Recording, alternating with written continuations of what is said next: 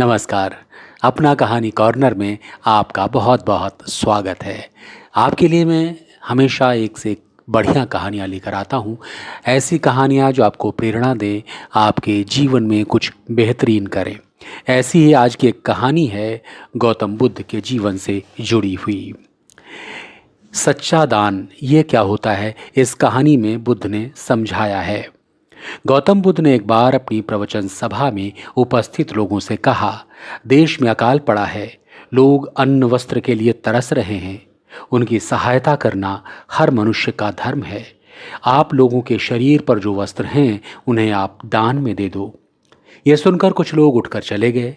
कुछ कहने लगे, यदि हमने हमारे वस्त्र दे दिए तो हम क्या पहनेंगे। उपदेश समाप्त हुआ। सभी प्रवचन सुनने वाले चले गए, पर निरंजन बैठा रहा। वो सोचने लगा, मेरे शरीर पर तो एक ही वस्त्र है। अगर मैं अपने वस्त्र को दान में दे दूंगा तो मुझे नग्न ही रहना पड़ेगा। फिर उसने सोचा, मनुष्य बिना वस्त्र के पैदा होता है और बिना वस्त्र के ही चला जाता है। साधु सन्यासी भी बिना वस्त्र के रहते हैं। उसने अपनी धोती दान में दे दी और वह अपने घर की ओर चल पड़ा। जाते समय वो खुशी से चिल्लाकर कह रहा था, मैंने अपने आधे मन को जीत लिया। तभी निरंजन ने देखा कि दूसरी ओर से महाराजा प्रसन्नजित आ रहे थे।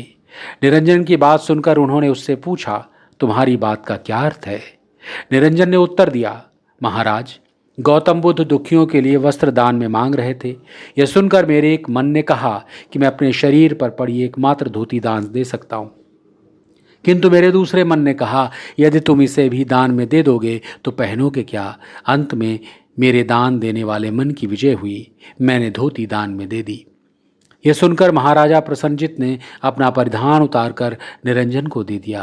निरंजन ने उसे भी महात्मा बुद्ध के चरणों में डाल दिया। बुद्ध ने निरंजन को हृदय से लगाते हुए कहा, जो अपना सब कुछ दान कर देता है उसकी कोई बराबरी नहीं कर सकता। अतः वत्स, तुम्हारा दान सर्वश्रेष्ठ है।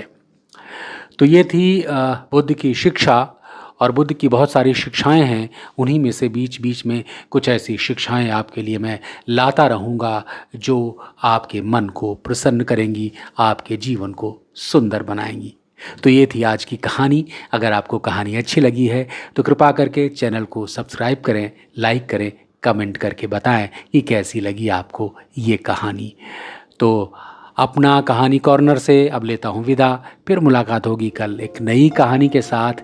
तब तक के लिए अपना ख्याल रखिए। नमस्कार।